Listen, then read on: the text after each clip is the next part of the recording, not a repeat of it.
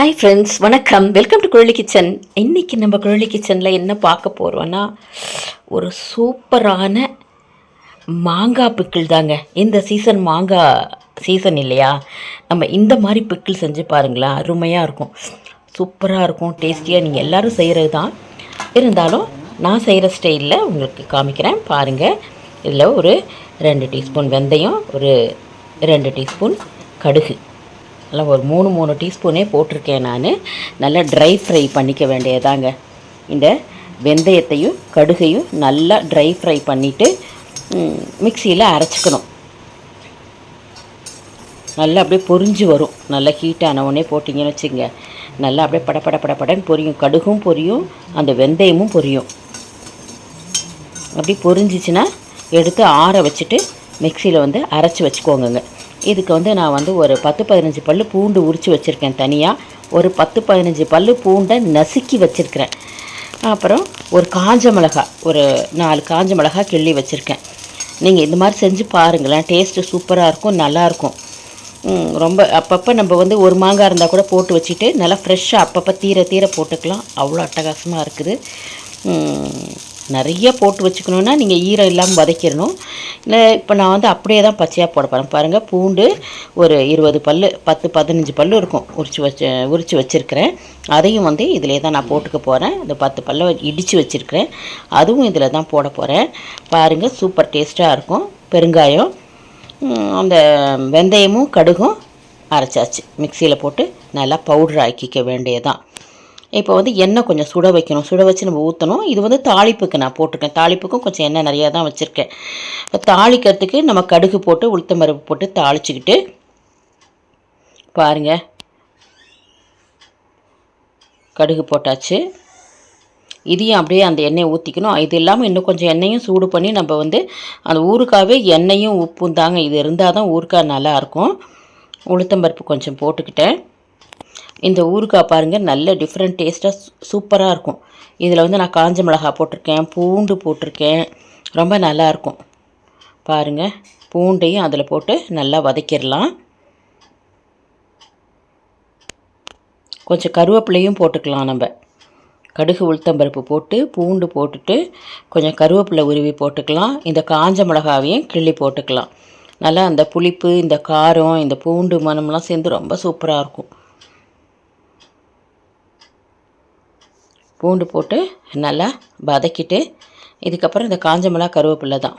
பாருங்கள், கருவேப்பிலை கொஞ்சம் போட்டுட்டேன். அதுவும் நல்லா எண்ணெயில் பொரிஞ்ச உடனே, கொஞ்சம் ஈரம் இல்லாமல் பொரிஞ்ச உடனே அதுக்கப்புறம் இந்த மிளகாவையும் கிள்ளி போட்டு அதுவும் பொரிஞ்ச உடனே அப்படியே எடுத்து இந்த மாங்காயில் ஊற்றிக்க வேண்டியதுதான். ஜாடியில் போட்டால் நல்லாயிருக்குன்னு சொல்லிவிட்டு உப்பு ஜாடி, நான் கல் உப்பு சால்ட்டு ரெண்டுத்துக்கும் 2 ஜாடி வச்சுருப்பேன். அதை எடுத்து கொட்டி வச்சுட்டு இப்போ நான் இந்த ஜாடியில் பிக்கிள் போட்டுக்கலாம்னு சொல்லிவிட்டு கொட்டிக்கிறேங்க. ஏன்னா ஜாடியில் இருந்தால் நல்லாயிருக்கும். அப்புறமா கூட நம்ம பாட்டிலில் மாற்றிக்கலாம், கண்ணாடி பாட்டிலில். கொஞ்சம் நல்லா ஊறுற வரைக்கும் இதிலையே இருந்தால் கூட ரொம்ப வீணாக போகாது, நல்லாயிருக்கும். இது மாதிரி ஒரு பீங்கான் ஜாடி இருந்தால் அதில் போட்டு வச்சுக்கலாம். எப்போதுமே பிக்கிள்லாம் இந்த மாதிரி ஜாடி, இல்லை கண்ணாடி கிளாஸ், அது மாதிரி போட்டு வச்சுக்கிட்டால் நல்லாயிருக்குங்க. இப்போ மாங்காய்லாம் அதில் போட்டாச்சு. மாங்காய் போட்டேன். இப்போ தாளித்ததை எடுத்து நம்ம அதில் ஊற்றிக்கலாம்.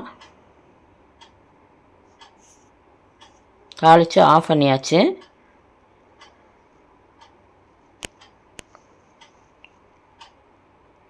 எண்ணெய், இது கொஞ்சம் இரும்பு எண்ணெய் சட்டிங்க, கொஞ்சம் வெயிட்டாக இருக்குது.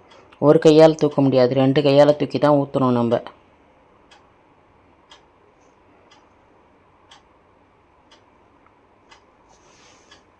அதை தூக்கி இந்த எண்ணெயும் கொஞ்சம் அப்படியே ஊற்றிக்கலாம். இப்போ அதையும் அதில் கொஞ்சம் கடுகெல்லாம் இருக்குது, அதையும் எடுத்து நம்ம போட்டுக்கலாம் ஃபுல்லாக. போட்டுட்டு இப்போ இதில் இன்னும் போட வேண்டியது இருக்குங்க. நம்ம இந்த கடுகும் வெந்தயமும் வறுத்து அரைச்சி வச்சுருக்கோம் இல்லைங்களா, இப்போ அதையும் இதில் போட்டுக்கலாம். பாருங்கள், இந்த பொடியையும் அதில் போட்டுடலாம் ஜாடியில்.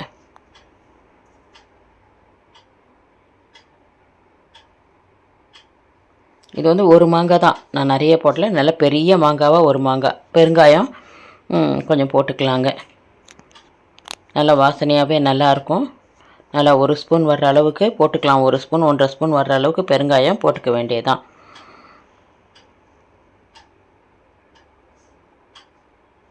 இப்போ அதை போட்டாச்சு. இப்போ இது வந்து வெறும் மிளகாத்தூளுங்க, சில்லி பவுடர். அது வந்து நல்லா ஒரு 5 டீஸ்பூன் போட்டுக்கிறேன். நல்லா ஒரு பெரிய மாங்காய் தான், நல்லாயிருக்கும். இதில் வந்து நம்ம பூண்டெல்லாம் சேர்த்துருக்கோம். அதனால் நல்லா ஒரு 5 டீஸ்பூன் வெறும் மிளகாத்தூள் போட்டுக்கிட்டேன். இது வந்து காஷ்மீர் சில்லி பவுடர். இது சும்மா அது காரம் இருக்காது, கலர் நல்லாயிருக்கும் பார்க்குறதுக்கு. பிக்கிள் வந்து செவன்னு சூப்பராக இருக்கும். அதுக்காக வேண்டி அது போட்டுக்கிறது, கலருக்கு தான் அது. அதையும் போட்டுட்டு இப்போ உப்பு போடணுங்க. இந்த உப்பை எடுத்து இதில் தான் கொட்டி வச்சுருக்கிறேன் நான். இப்போ உப்பை போட்டு கரெக்டாக உப்பு கொஞ்சம் ஒரு பிடி போடலாம். ஏன்னா உப்பு எண்ணெய் இருந்தால் தான் ஊறுகாய் வீணாக போகாது. நல்லா ஒரு பிடி போட்டிருக்கேன். கல் உப்பு தான் எடுத்து போட்டிருக்கேன். நல்லா கிளறி ஊற சூப்பராக இருக்கும். இதில் வந்து நம்ம இப்போ எண்ணெய் போடலை அப்படின்னா இடித்து வச்ச அந்த பூண்டு அதையும் போட்டுக்க வேண்டியதாங்க. இப்போ எல்லாமே நம்ம போட்டுட்டோம். அந்த ஊறுகாயில் நல்லா கிளறி விட்டுக்கணுங்க. இப்போ வந்து எண்ணெய் இன்னும் கொஞ்சம் சுட வச்சுருந்தேன். எப்போதுமே அந்த எண்ணெய் முழுகி இருக்கணும். ஊறுகாய் இருந்துச்சுன்னா எண்ணெய் மேலே நிற்கிற மாதிரி இருந்தால் தான் அது வீணாக போகாது. இது அப்படியே ஊறி இப்போ எண்ணெய் நிறையா தான் இருக்குது. நல்லா கிளறி விட்டால் ஒரு நாளில் எண்ணெய் அப்படியே முழுசாக வந்துடுச்சு. அந்த ஊறுகாய் இப்போயே இருக்குது பாருங்கள்.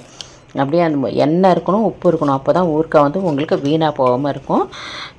உங்களுக்கு இந்த ஊறுகாய் பிடிச்சிருந்துச்சுன்னா குழலி கிச்சன் சேனலை like, share, comment and subscribe my dear friends. இது போல் ஒரு அழகான வீடியோவில் மீண்டும் சந்திக்கலாம். நல்லதை உண்போம், நலமுடன் வாழ்வோம். நம் சுவை நம் கையில். இந்த மாதிரி பிக்கிள் நீங்கள் செஞ்சு பாருங்களேன், கண்டிப்பாக உங்களுக்கு ரொம்ப பிடிக்கும். இதில் பூண்டு, காஞ்ச மிளகா, கருவேப்பிலெல்லாம் போட்டிருக்கேன் பாருங்கள். எல்லாம் சேர்ந்து நல்லா மணமாக சூப்பராக இருக்குது. செஞ்சு பார்த்துட்டு உங்கள் கமெண்ட் பாக்ஸில் போடுங்க ஃப்ரெண்ட்ஸ். நன்றி.